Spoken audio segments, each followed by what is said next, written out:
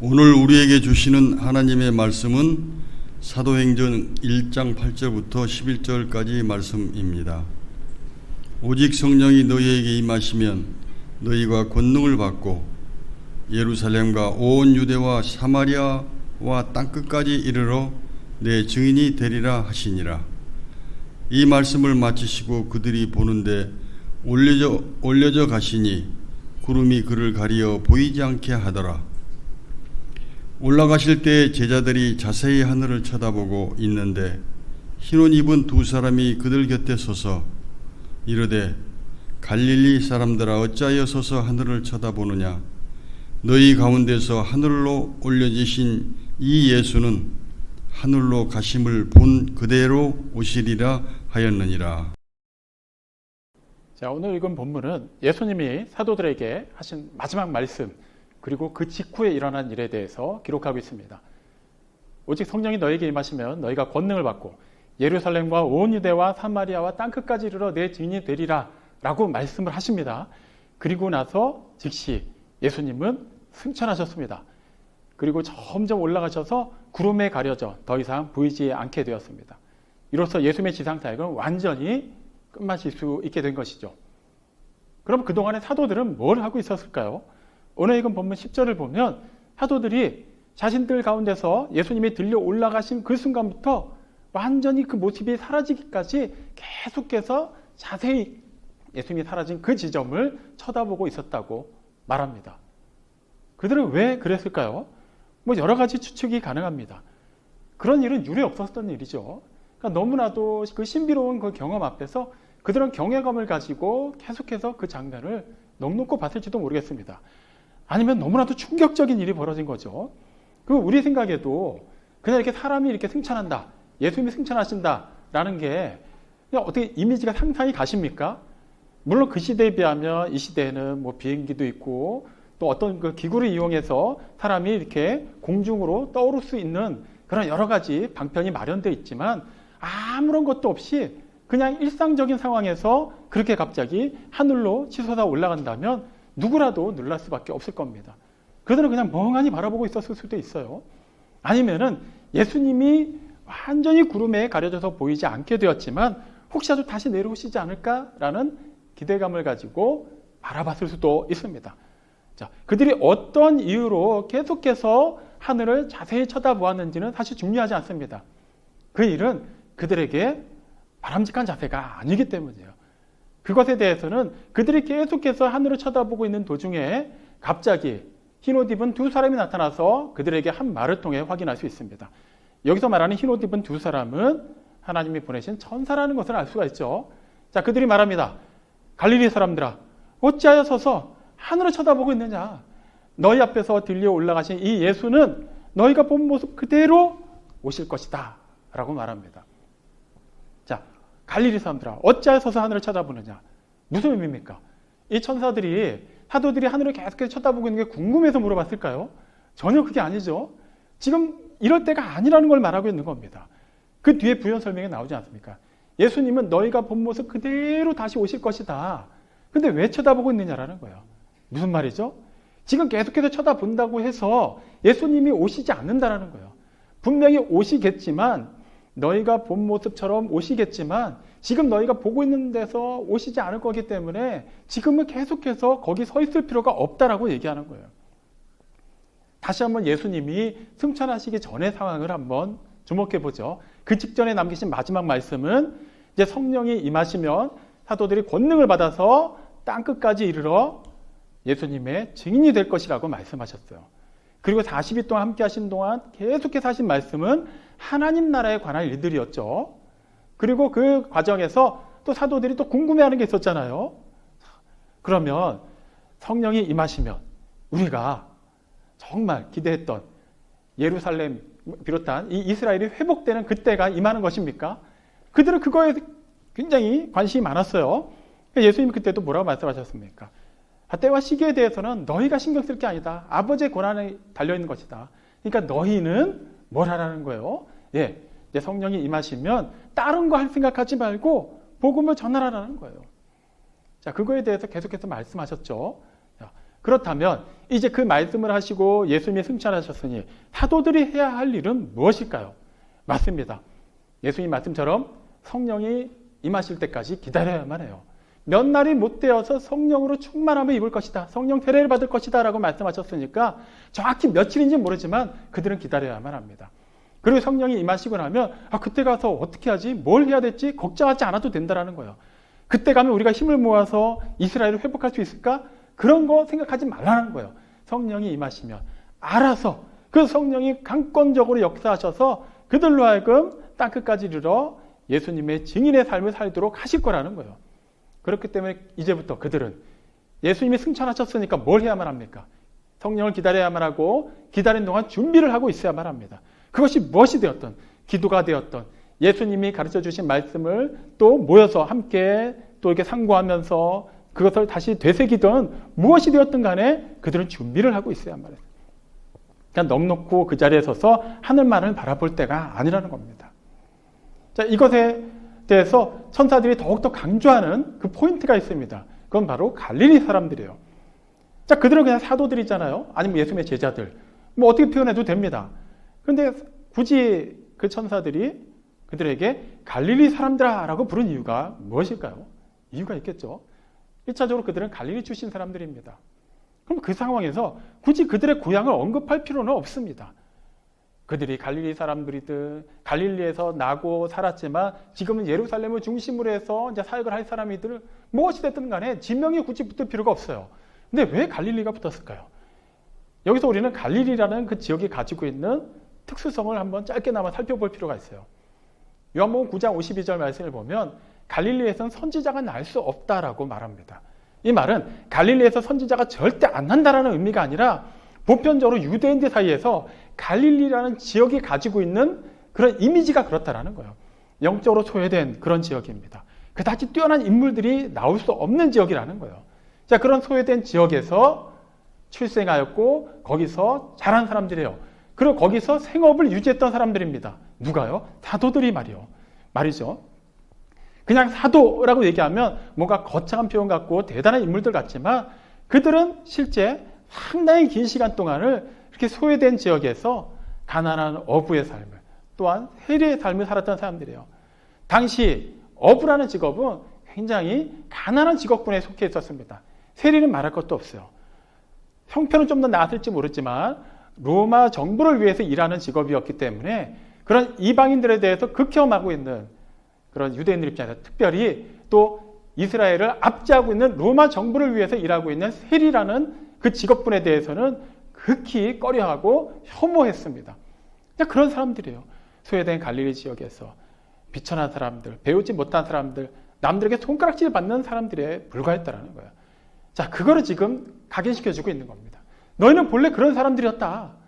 하지만 이제는 그 갈릴리 예전 모습에 그대로 머물지 않고 갈릴리에서 예수님을 만났어요. 전혀 변할 것 같지 않았던 그 상황과 환경 속에서 그들이 완전하게 변화되었습니다. 그곳에서 예수님의 말씀을 가르침을 받았어요. 이제 그것을 세상에 나가서 전해야 되는 사람들입니다.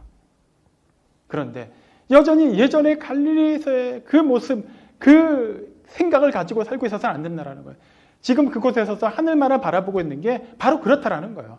아무리 사도라고 해도 예수님을 3년 이상 따라다니면서 아무리 많은 말씀을 듣고 이적을 체험했다 하더라도 그들이 그저 한 자리에 머물러서 예수님이 주신 말씀이 있음에도 불구하고 그 말씀대로 살기보다는 그저 하늘에만 소망을 두고 살고 있다면 그들은 이전에 소외된 그 지역, 천대받던 그 직업군의 사람들과 전혀 다르지 않다라는 거예요. 지금 제가 전해드리고 있는 말씀에서 또 오해를 하시면 안 돼요. 그러니까 직업군이나 지역에 대한 비하 발언이 아닙니다. 신분과 정체성의 문제를 얘기하고 있는 거예요. 에베소서 5장 8절에 이거에 대해서 분명히 말하죠. 너희가 전에는 어둠이었으나 이제는 주 안에서 빛이라 라고 말해요. 마찬가지예요. 전에는 어둠이었어요. 그들도 전에는 그냥 갈릴리 토박이일 뿐만 아니라 갈릴리에 쉽게 깔려있는 그 정서를 벗어날 수 없는 사람들이었습니다. 하늘의 소망을 둘 수도 없는 사람들이었고 하늘의 소망을 둔다 한들 그냥 막연히 내세만을 기다릴 수밖에 없는 그런 수동적이고 준비되지 못한 사람들이었어요. 하지만 이제는 예수님의 가르침을 받은 자들이고 준비가 된 자들입니다. 그리고 곧 성령이 임하시면 그들은 예전과는 전혀 다른 모습으로 예수님의 증인의 삶을 살게 될 사람들이에요. 그렇다면 이제 전에는 어둠이었지만, 전에는 갈릴리 사람이었지만 이제는 그 풍토에 머물지 않고 빛의 자녀로서, 이제는 복음을 완전히 받아들이고 그 복음을 가르쳐야 되는 사람으로서 준비가 되어야만 하지 않을까요? 천사들이 그걸 가지고 지금 책망하고 있는 것입니다. 하늘에 소망을 두고 있는 거 중요합니다. 저는 이거를 좀 등한시한다고 얘기하는 게 아니에요. 골로새서 3장 1절 말씀에 분명히 말하죠. 우리는 그리스도와 함께 다시 살리심을 받았기 때문에 땅의 것이 아니라 위의 것을 추구해야 된다고 말해요. 여기서 말하는 위의 것은 천상의 것을 추구한다는 것이죠. 우리는 위의 것과 아래 것을 그냥 딱 잘라서 구분하려는 경향이 있어요. 위의 것은 이 죄로 만연한 세상과는 너무나도 차별적이고 차원이 다르고 너무나도 거룩하게 구별된 것이니까 그것은 영원한 하나님 나라에 가고 나서야 우리가 온전히 누릴 수 있는 것이고, 이 땅에서는 그저 그냥 이 오염된 세상 속에서 우리가 믿음 흔들리지 않고 완전히 이 세상의 그런 풍파에 휩쓸리지 않는 것만으로도 대단한 믿음을 견지하는 것처럼 생각할 수 있습니다. 그렇지 않다라는 거예요. 위의 것을 추구한다라는 것은 위의 것, 곧 하나님의 그 모든 것을 추구한다라는 거예요. 근데 하나님은 위에만 계신 하나님이 아니죠. 이 세상을 주관하시는 분입니다. 우리가 계속해서 살펴본 하나님의 나라가 바로 그런 의미인 것이죠. 하나님의 통치를 의미합니다. 하나님의 통치가 우리가 흔히 말하는 천국에서만 이루어지는 것이 아니라 이미 이 땅에서도 이루어지고 있다라는 거예요. 하나님의 통치를 받아들이지 않았기 때문에 예수님이 세상에 오셔서 전하신 복음의 핵심이 그거일 수밖에 없었던 것입니다. 하나님의 나라가 가까이 왔으니 회개하고 복음을 믿으라는 거예요. 하나님의 통치를 받아들이라는 거예요. 그냥 자신이 가지고 있는 그 기준에 머물지 않고 자신이 만들어 놓은 그 왕국 안에 갇혀 살지 말고 그 모든 것을 허물어 버리고 하나님의 통치를 온전히 받아들이는 사람이야말로 그 사람이 곧 하늘에서의 그 모든 신령한 것들을 이 땅에서 누릴 수 있게 된다는 것이죠. 지금 그걸 얘기하고 있는 거예요. 사도들이 이미 그것을 충분히 들었고 경험하였고 그것을 누린 사람들입니다. 그리고 이제 그것을 세상으로 전해야만 하겠죠. 자, 여기서 우리는 사도들이 갈릴리 사람들이라고 불려졌고 또 책망을 받은 이것을 결코 가볍게 봐서는 안 될 것입니다. 우리에게도 적용해 볼 수 있어야 돼요. 사실 우리 가운데도 신앙생활하면서 그 믿음이 많다라는 것, 믿음이 좋다라는 것을 단지 그 하늘에 소망을 두고 있는 것에 국한시키는 경향이 너무나도 많이 있기 때문이에요. 내가 얼마나 하늘을 우러러 기도하고 있는지, 얼마나 하나님의 뜻을 구하고 있는지 좋아요. 그렇게 해야만 합니다. 하지만 계속해서 그 자리에 서서 거기만을 바라보고 그저 수동적으로 그 종말론적인 사고방식만을 가지고 살아서는 안 된다는 거예요. 종말론적인 사고방식을 가지고 산다는 것은 이제 종말이 다가오니까 그냥 이 세상에 다 내팽개치고 혹시라도 그때 가서 심판대 앞에서 내가 혼날지 모르니까 최대한 죄가 될 만한 거 다 이렇게 멀리하고 세상과 완전히 구별되어서 그렇게 기도만 하고 살고 그런 걸 얘기하는 게 아니잖아요. 그 날은 반드시 올 것이지만 그 날을 준비하는 사람의 자세는 그냥 그 수준 그대로만 머물러 있어서는 안 된다는 거예요. 단지 그냥 나는 구원받았고 나의 구원의 확신을 잘 견지하고 있는 것, 이거 하나만으로도 대단한 것이고 이게 가장 중요한 것이다. 중요한 건 맞아요. 하지만 예수님은 사도들에게 그리고 우리에게 그것만을 말씀하시지 않았죠. 사도행전 1장 8절 말씀뿐만 아니라 또 예수님이 마지막으로 남기신 말씀을 복음서에서도 확인해 보면 마태복음 20장 19절 20절에서도 확인할 수 있어요. 뭐라고 말씀하십니까? 너희는 세상으로 나가서 그 온 백성 모든 민족을 내 제자로 삼아라 라고 말씀하시죠. 그래서 아버지와 아들과 성령의 이름으로 세례를 주어라. 그리고 내가 너희에게 분부한 모든 것을 가르쳐서 그들로 하여금 지키게 하여라 라고 말합니다. 자, 이것을 그냥 맥락을 좁게 이해해가지고 어쨌거나 이 말씀에도 결과적으로 핵심은 복음을 전하라는 것이니까 복음을 열심히 전하면 되겠구나. 복음을 열심히 전해야만 하겠죠. 하지만 거기에만 국한돼서는 안 된다는 거예요. 마태복음 20장 19절과 20절 말씀에 보면은 분명히 그 의미가 내포가 돼 있습니다. 모든 민족을 제자로 삼으라고요. 자, 제자로 삼는다라는 것은 기존에는 예수님이 이 세상에 계셨으니까 예수님이 직접 제자로 삼으셨어요. 하지만 이제는 그 역할을 사도들이 부여받았습니다. 그럼 이제 어떻게 해야 될까요? 그들이 예수님의 가르침을 사람들에게 전해야만 해요. 제자로 삼는다라는 것은 제자가 되는 사람에게 또 기본적인 동의가 있어야만 해요. 아, 이분은 나를 가르칠 만한 분이구나. 이분에게는 내가 배울 만한 것이 있구나 하고 분명한 확신이 들어야만 그도 제자가 되는 거예요. 이것은 단지 의무교육처럼 그냥 생각이 있든 없든 그냥 막무가내로 학교로 집어넣어가지고 그냥 학교에서 가르치는 대로 배우는 그런 차원이 아닙니다. 각자의 그 자유의지를 가지고 있기 때문에 그들 스스로가 가지고 있는 여러 가지 생각들, 그것들이 오류가 있다는 것을 분명히 깨우쳐줘야만 하고, 그렇다면 가장 바른 답이 무엇인지를 알려줘야만 하는 것인데, 그러려면은 그들이 옳다고 생각하는 것이 무엇이 문제인지를 알려줘야만 하지 않겠습니까? 예수님이 오시기 전까지, 세례 요한이 사역하기 전까지 사람들은 그걸 알지 못했어요. 그나마 유대인들, 여호와 하나님을 믿는 그들은 나름 율법을 가지고 하나님의 뜻대로 사는 것이 무엇인가를 연구하였고 삶에 적용하려고 했지만, 그들은 말 그대로 율법주의에 빠져 있었죠. 율법이 말하는 그 근본적인 정신을 완전히 잊어버리고 살고 있었어요. 그렇기 때문에 예수님이 오셨습니다. 그나마 이들은 하나님에 대해서 알고 있으니까 내버려 두고 그냥 이방으로 가셨나요? 그렇지 않잖아요. 누구보다도 여호와 하나님을 신실하게 믿는다고 자부하는 유대인들에게 가서 하나님 나라 복음을 전하셨어요. 잘못됐다라는 거예요. 그들이 비유를 들죠. 그냥 좋은 차를 가지고 있습니다. 연료도 그냥 충분히 들어가 있고 모든 조건이 완벽하게 갖춰진 차를 가지고 운전을 해요. 그런데 차도로 가지 않고 엉뚱한 데로 자꾸 핸들을 꺾어서 막 인도로 가고 막 건물을 향해서 돌진하고 있는 겁니다. 좋다라는 거예요. 방향이 잘못됐다라는 거예요. 그걸 알려주시기 위해 예수님이 직접 오셨어요. 그리고 나를 따르라고 말씀하신 거예요. 내 말을 듣고 너희가 임의적으로 가라고 말씀하시잖아요. 예수님이 사도들을 보내실 때도 분명히 방향을 알려주시고 보내셨지 그냥 가고 싶은 대로 가라고 말씀하시지 않으셨어요.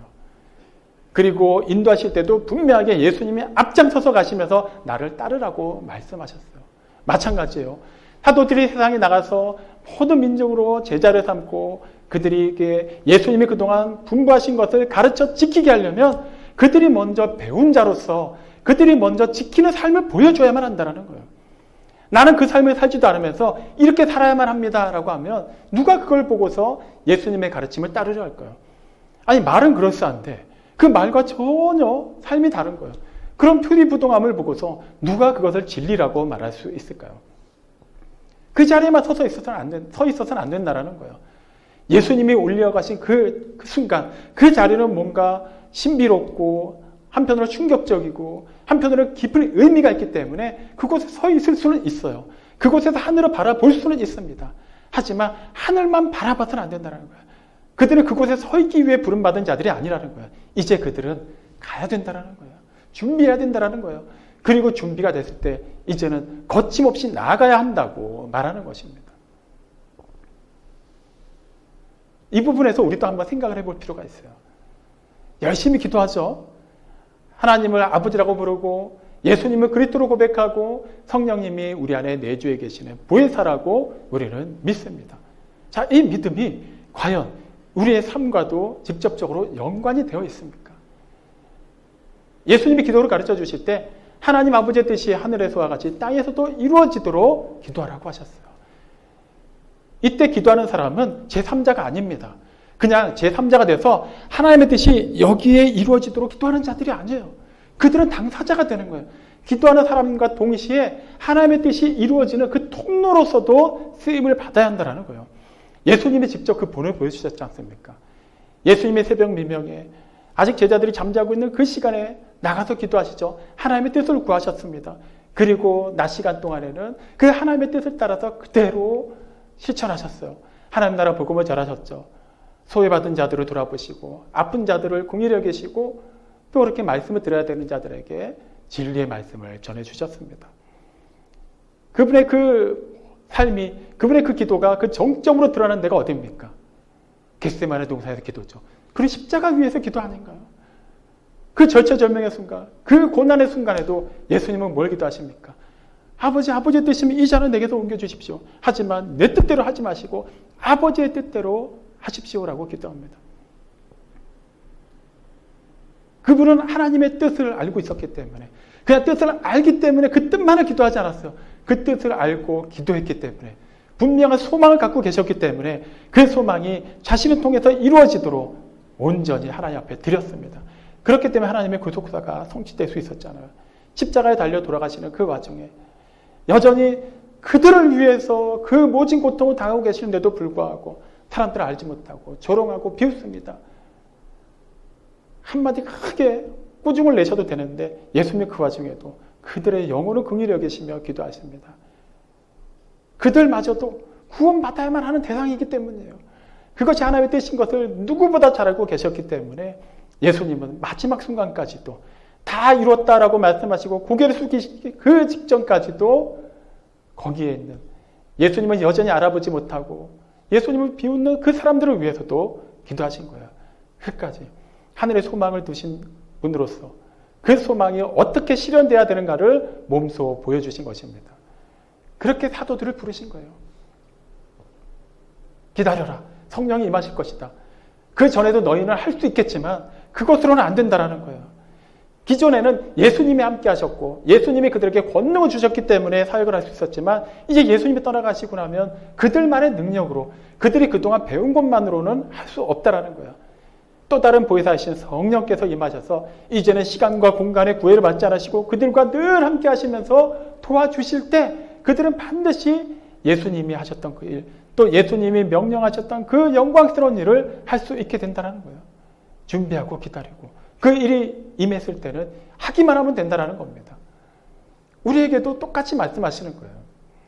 그냥 하늘 소망만을 두고 그냥 기도 열심히 하였고 내가 나름 구원의 확신이 있는 것 거기에 머물러서는 안 된다는 거예요. 고3 수험생이 빠지지 않고 새벽 예배 나와서 기도한다고 가정해보죠. 누구라도 그 수험생을 보면서 기특해 할 거예요. 오히려 그런 수험생이 있으면 더 위에서 기도해주고 싶을 거예요. 그런데 알고 보니까 그 수험생이 매일 빠지지 않고 새벽 예배에 나와서 기도는 잘하는데 정작 공부를 하지 않아요. 그럼 어떻게 될까요? 그래도 하나님의 뜻을 구하였고 하늘의 소망을 두고 기도하였으니까 어쨌든 좋은 대학 입학시켜 주시지 않을까요? 그냥 이거는 굳이 믿음의 영역으로 설명할 필요도 없습니다. 안 됩니다.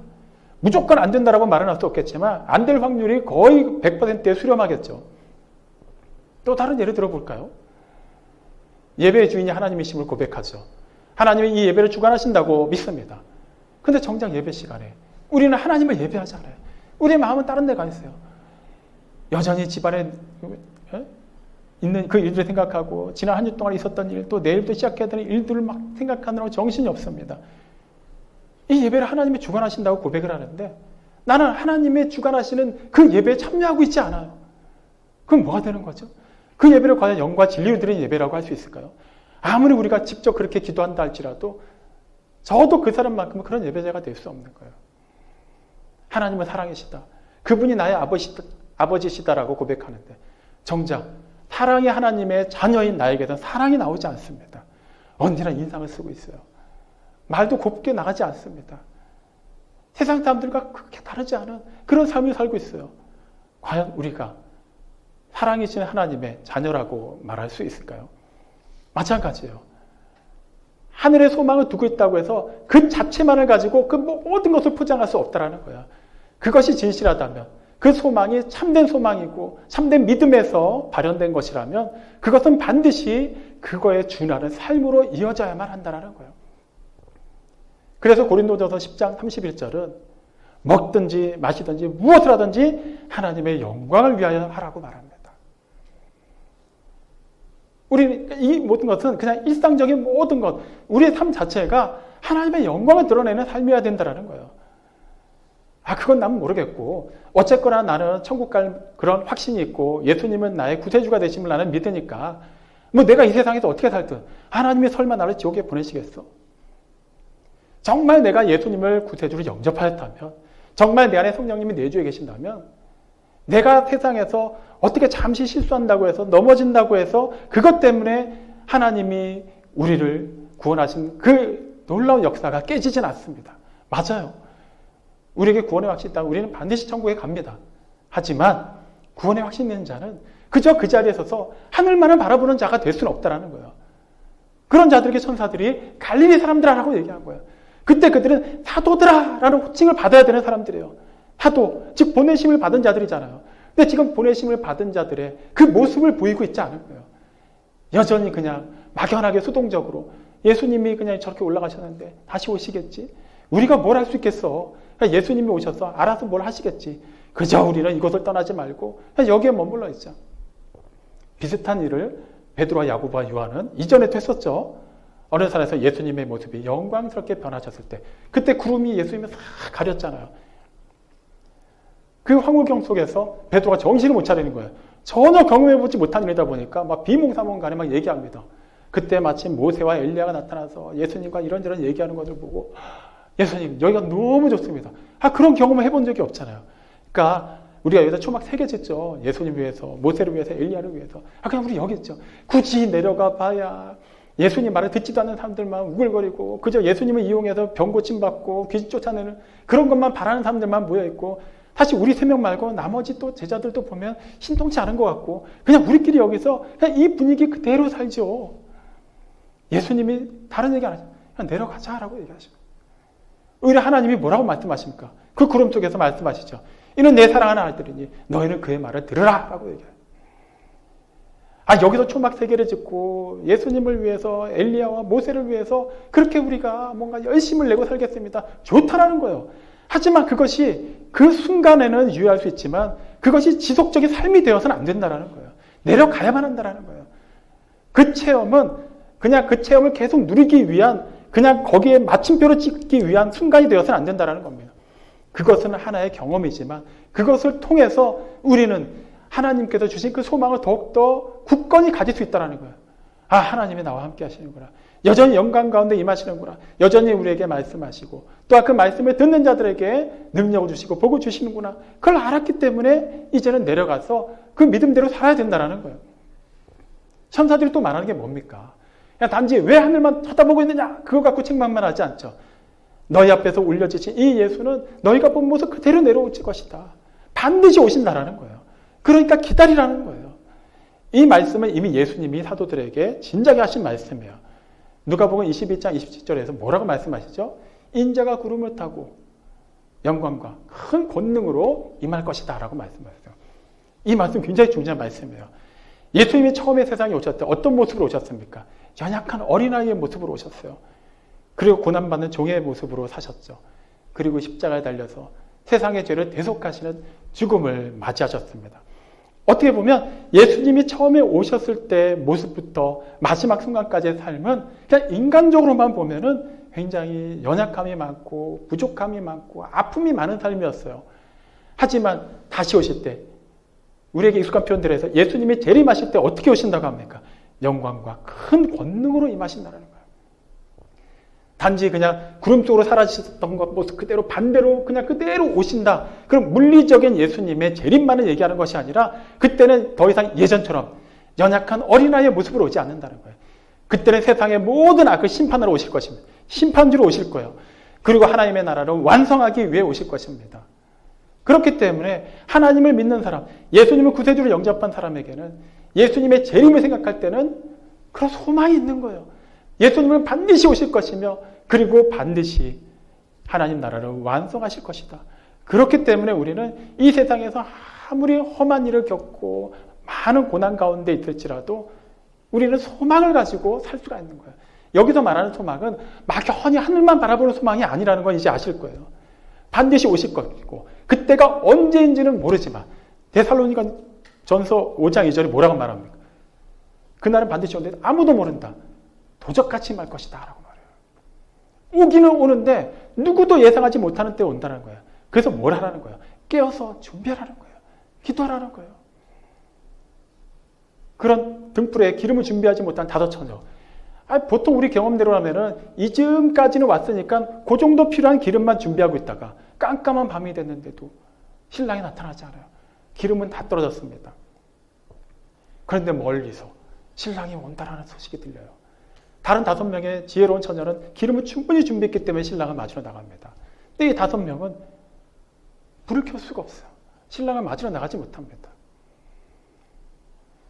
뭐 결혼식 한번 참석 못했다고. 다음번 결혼식 때 준비하면 되지. 이게 간단한 얘기가 아니죠. 이 비유는 천국 비유이기 때문이에요.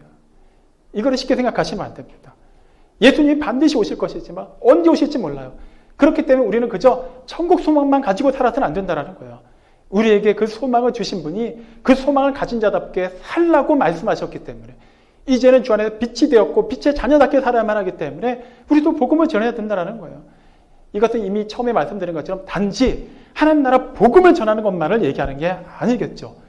무엇을 하든지 하나님의 영광을 위해서 해야 되는 것이기 때문에 우리가 먼저 가르침을 받은 자로서 우리가 그 가르침을 삶으로 나타낼 수 있어야 된다는 거예요. 우리가 서로 사랑할 때 세상은 우리를 통해 하나님의 사랑을 발견하게 되는 거예요. 우리가 서로 용서할 때 세상은 하나님의 용서를 알게 되는 거예요. 우리가 서로 참아줄 때 세상은 하나님의 그 무한하신 인내를 발견하게 되는 거예요. 그런 거 없이 하나님은 사랑하십니다 하면서 나는 막 인상을 팍팍 쓰고 있어요. 하나님은 우리를 용서하십니다 하면서 나는 상대를 용서하지 못해요. 그런데 어떻게 우리가 하나님 나라에 소망을 둔 자들이라고 할 수 있을까요?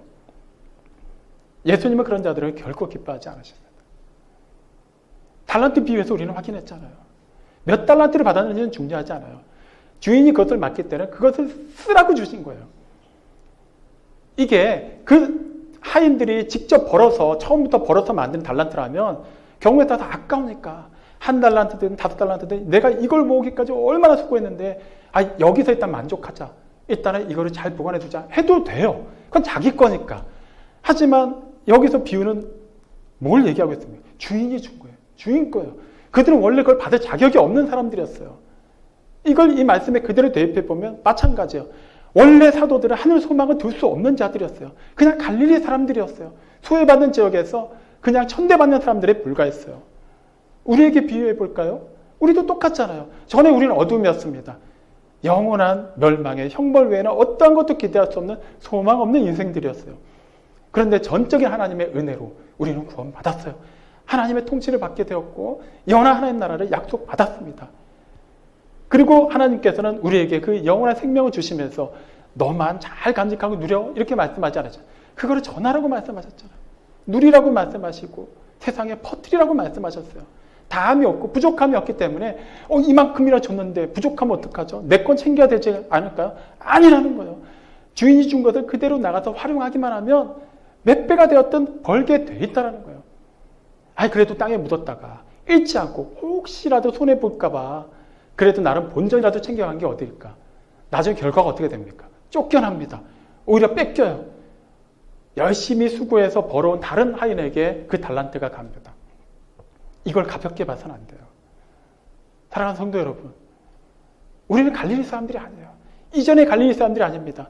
우리도 이전에는 갈릴리 사람이었지만 이제는 그런 과거에도 불구하고 그것을 초월해서 하나님께서 주신 그 자녀라는 그런 거룩한 권세와 능력을 소유한 자들입니다.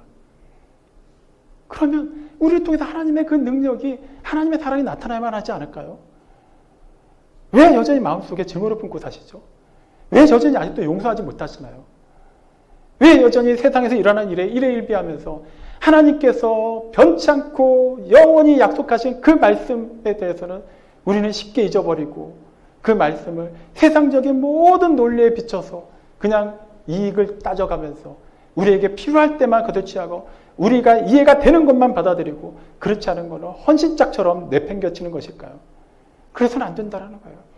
아무리 여러분이 서 있는 그곳에서 거룩한 모습을 가지고 하늘을 우러러보며 소망을 가지고 있다 하더라도 실제 여러분이 세상으로 나가서 보냄받은 그곳에서 그 소망이 여러분의 삶을 통해서 나타나도록 그렇게 쓰임받지 않는다면 여러분 또한 책망을 받아 마땅하다는 것을 잊어서는 안 됩니다. 그런 일이 있어서는 안 되겠죠. 우리는 이미 그런 일을 초월한 사람들입니다. 옛사람이 되었어요. 이전 것은 지나갔고 새 것이 되었습니다.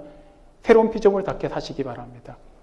소망만을 갖고 하시지 말고 소망을 가진 자답게 사명을 굳건히 점검하시기 바랍니다.